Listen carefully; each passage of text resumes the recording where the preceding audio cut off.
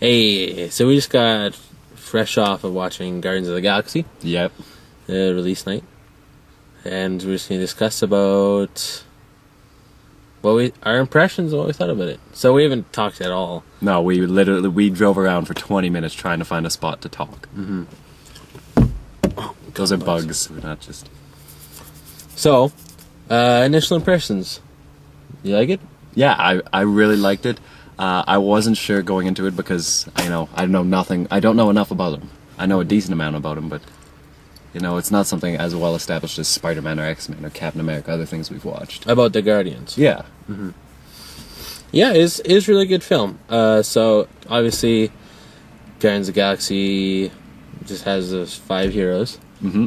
Star-Lord, Gamora, Drax the Destroyer. Yeah, Groot and Rocket. Groot and Rocket Raccoon. Yeah, even though he doesn't admit to being a rocket.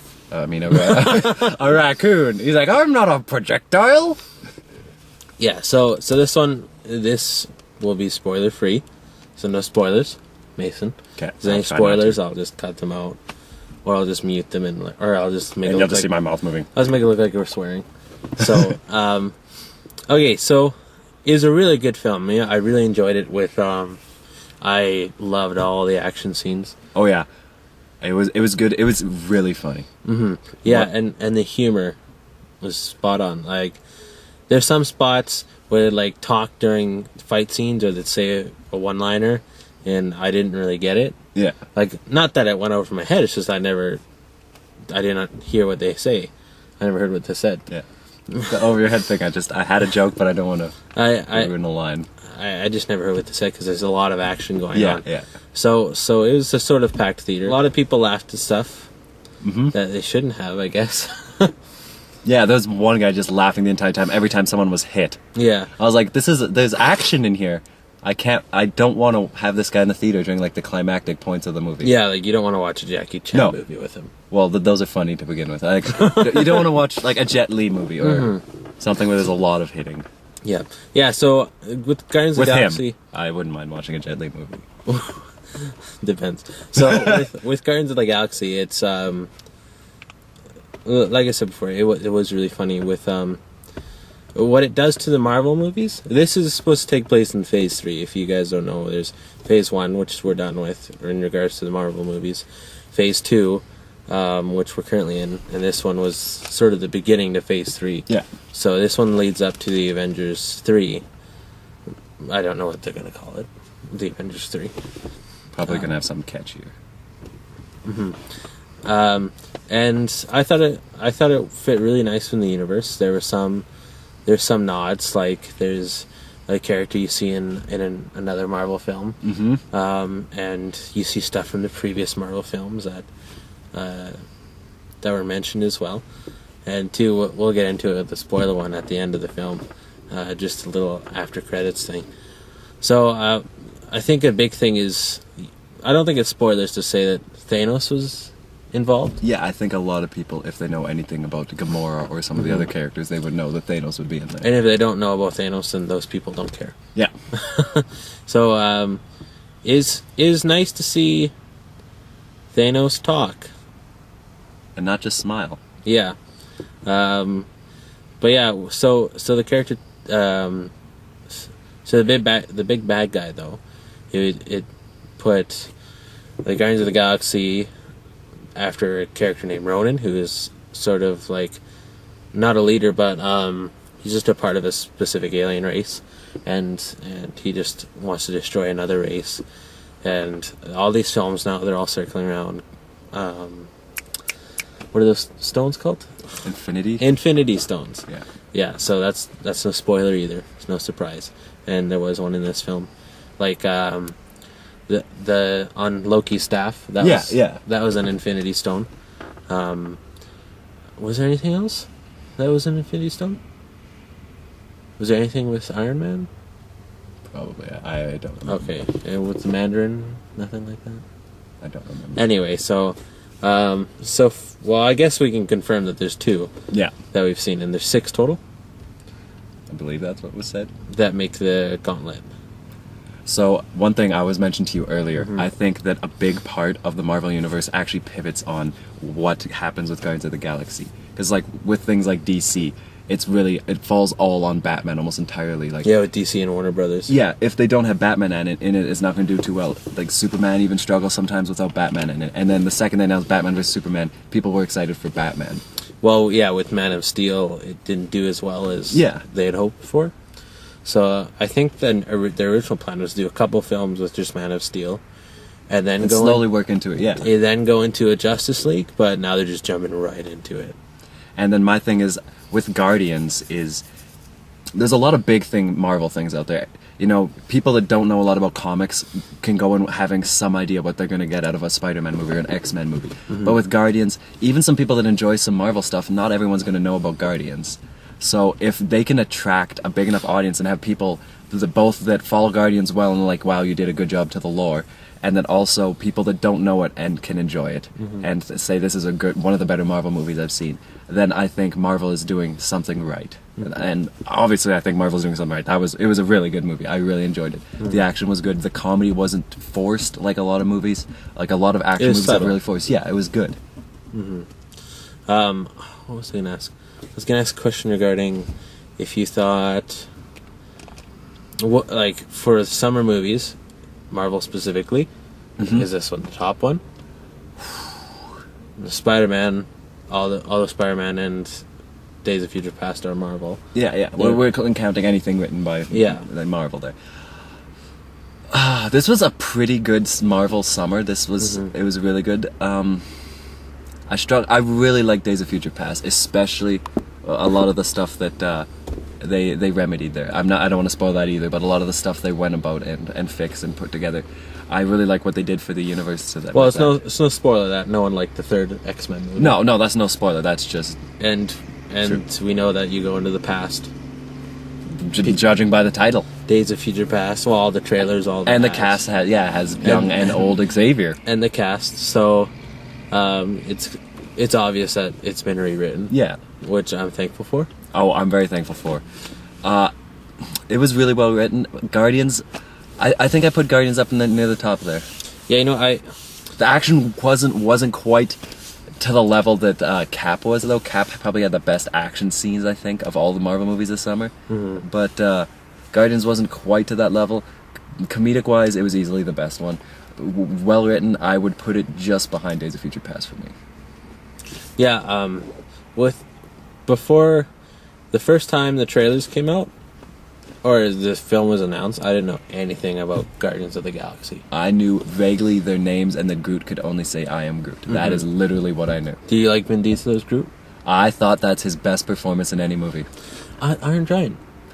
He played Iron Giant. He also had a limited vocabulary in that, so yeah, that was good. Sorry, Vin. Don't take it personally, Vin. Just act better. So, he's sorry for that too. Oh, there's a guy right there. Hello, you. We see. Is he carrying a cat? I think he's smoking. Those actions shouldn't look similar. He knows we're looking at him. Okay. He's like, quick, hide my cat. So, it was okay. So we talked about action scenes. Action scenes were really good, and action all throughout. Yeah. It started off sad, but it went right into action. It was really great. There's a lot of, like I said, there's a lot of dialogue during the action scenes, which I typically watch. I usually watch stuff with subtitles. Yeah. I probably enjoyed it a lot more with subtitles, but that's just me. So I could get what they're saying. Yeah. Well, there's a lot to digest during those scenes, right? Mm-hmm. You're having to watch for these things and listen for these other things. I'm a man. I can do one thing at once. I don't multitask well. Yeah. I try to watch or listen. Yeah. No, I can't contribute both. Silent movies would have been my thing. Yeah. I was born in the wrong era. That's fine. So, action was really good. The story was well written. I enjoyed it. There wasn't any plot holes. There's one, but we'll get into that. One I thought, anyway. Okay. Do you have any plot holes? Anyway, we'll get into it when we do the spoiler one. Who was all in it? You had the main guy, Chris Pratt. Wait. Yeah. Pratt? Yeah, Chris Pratt. Zoe Saldana. You had Dave Bautista. You have Bradley Cooper as Rocket. I really love What do you that. think of that? I think ultimately with this movie, because not enough people knew about it, they had to cast just the right roles big, which is why taking Vin Diesel as Groot, you need to have just a big enough character in that. But ultimately Rocket, because of his dialogue and how well he was written into all the parts, and how emotional and important a lot of his scenes were, I think they had to cast that one, and I think Bradley Cooper was actually a perfect casting for Rocket. Yeah, well, it's like I've never seen anything else. Ever. He's never seen a single thing. Yeah, it's the first experience. It's really great, actually. I should do it again. In regards to Rocket Raccoon. Oh, yeah. So I don't know what he sounds like. I didn't know if he'd have a high squeaky voice. Obviously, when I heard Bradley Cooper was casted, You had a vague idea of what he would sound like. Yeah, but before that, I was thinking perhaps maybe he had like a squeaky voice or something like that. Something overly cartoony almost. Yeah, like a raccoon. And that was a lot of people's thing, was like, oh, there's a raccoon in a giant tree. And it's for cartoon. It's for kids, but It was pretty mature-ish. yeah, there's like mature subjects, a lot of swearing, surprisingly. Well-timed swearing though. It wasn't like it's just an abundance used all the time, like a Kevin Smith movie. I love Kevin Smith, but there's a little more in those kind of movies. What do you think of Zoe Saldana's character? Her backstory didn't have enough explained to me. It was just like there were a few sentences used to explain it. Yeah, I didn't really feel as much for her story as I felt maybe for Pratt's story. Did you like Dave Bautista as Drax? Okay, so me and you both grew up on wrestling. So when I saw Dave Bautista was cast, I was like, another wrestler trying to be an action star. I didn't know what to think, but he fit the role perfectly. The weirdest thing, his comedic timing was perfect. Who would have thought this ginormous just chunk of meat? That's all Batista looks like. That's what he looked like. Yeah, he looked like a chunk of colored meat. But who would have thought he had such great comedic timing? It was perfect. I really liked it. Yeah, props to his acting coach. Yeah. Props to Vince McMahon for his acting. Fired. You're fired. Okay, so with and Chris Pratt. Chris Pratt was good. I really liked him. He was he had a pretty good story, pretty good acting into it. He showed a decent amount of emotional depth. Great comedic timing. His comedic timing was good, and he was pretty shredded. Yeah, I had no idea what Star-Lord's character would be like. Like I said, I went into this knowing nothing about. You knew some of the names. Yeah, all I knew were some of the names, and I was like, "What's a Star-Lord?" I was like, what I read was like he plays Star-Lord. I'm like, well, okay, whatever then. And okay, I'm gonna go and say that. I'm dumb. But in regards to Marvel films or even DC and with comics and stuff, it's just this is obscure. And it really was way more out there. I never thought I'd see a movie with. It's essentially like Avengers, if you will. Like it's all these different people coming together that are very different. Yeah, that are very different, and they're forming a team and whooping some butt, some intergalactic butt, some intergalactic BA guy. Yeah, that can never be stopped normally. Yeah, like the difference. Like I'm sure if they had more time. No, I'm sure they would never do this to give individuals a film. I would never see Rocket Raccoon. And Groot I think Rocket Raccoon and Groot would probably be the ones more likely to have one.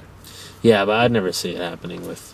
Like they took a big gamble with Guardians of the Galaxy. Guardians, doing an origin story is not likely, obviously. Yeah, whereas like Iron Man can have a film for himself. Yeah. Obviously, the Black Widow can't. Hawkeye, Hulk can't. Hulk's tried. He can't. He can't do it. We've tried. We've tried watching them. Yeah, couldn't get through them. So Thor can. Captain America can. Yeah. But no, I'd really like to see in probably about 6 years when we see them come back. Yep. Well, actually, there's Guardians of the Galaxy 2 coming out in 2016. And there's also a cartoon announced. I don't care. We're doing films here. You shut up.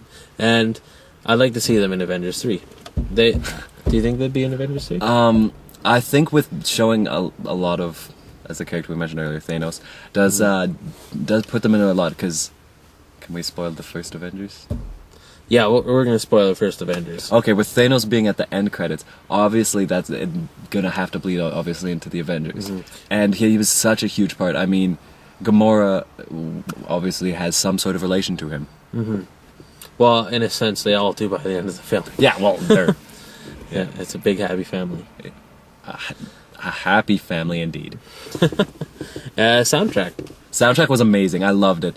A lot of use of old 70s music. It was really good. An upbeat 70s music. Really great pop tracks. I loved it. Yeah, I like how they played into it. Yeah, it was Into used the film. perfectly into all the scenes. Like the first time you see Star-Lord, just the song they use for that scene is amazing. The songs were really good. And they play into all the scenes that they were in perfectly. You know